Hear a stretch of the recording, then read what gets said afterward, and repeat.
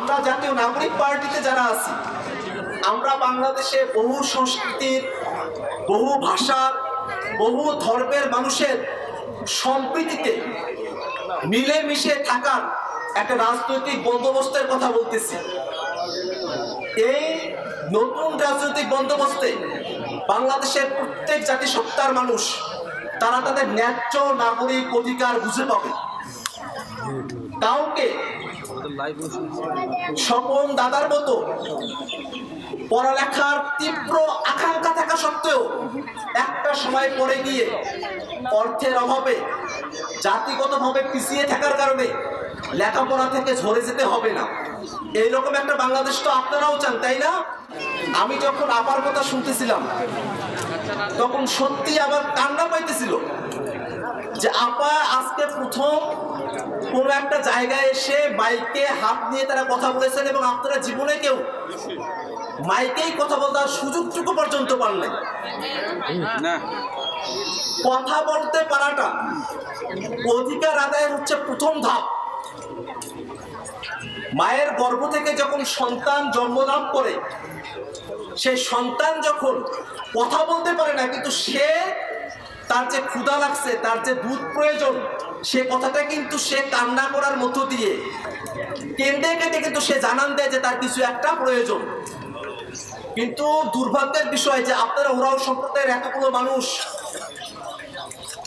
আপনাদের আশেপাশের 4 গ্রামে কয়েক হাজার মানুষ আপনারা, কিন্তু এখনো পর্যন্ত আপনাদের জাতিগতভাবে কি প্রয়োজন সে কথাটা আপনারা কোথাও মুখ ফুটে সাহসের সাথে কোথাও এই কথাটা বলতেও পারেন নাই।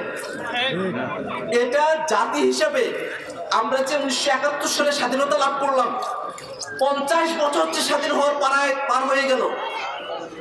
এতদিনে হচ্ছে আমরা আমাদের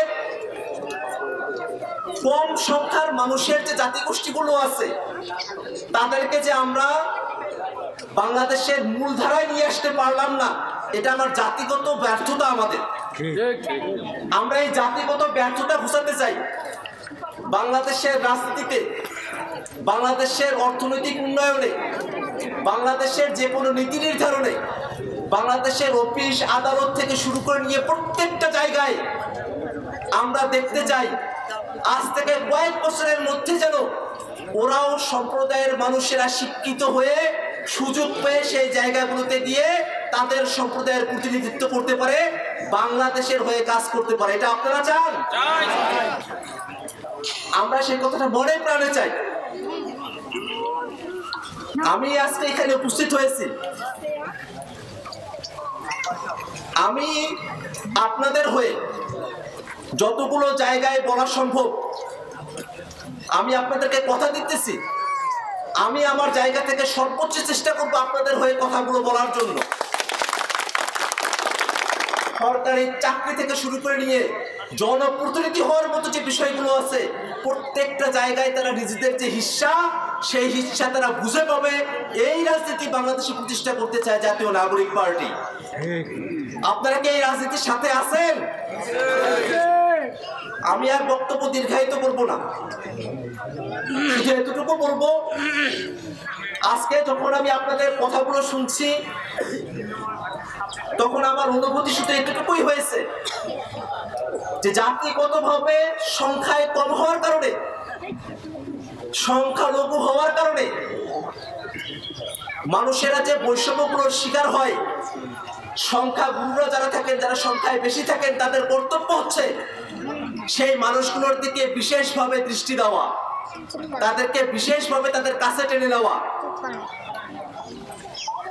আশেপাশে বিভিন্ন গ্রামের মানুষেরা এখানে উপস্থিত হয়েছে, আপনাদের সকলের কাছে আমি হাত জোর করে অনুরোধ করতে চাই, আপনারা হয়তো সংখ্যায় বেশি, আপনারা বাঙালি, এখানকার ভাইরা হয়তো ওরাও সম্প্রদায়ের, তাই বলে কখনো তাদেরকে যেন আমরা বাঙালিরা কখনো নিচু চোখে না দেখি, তাদেরকে যেন ছোট মনে না করি।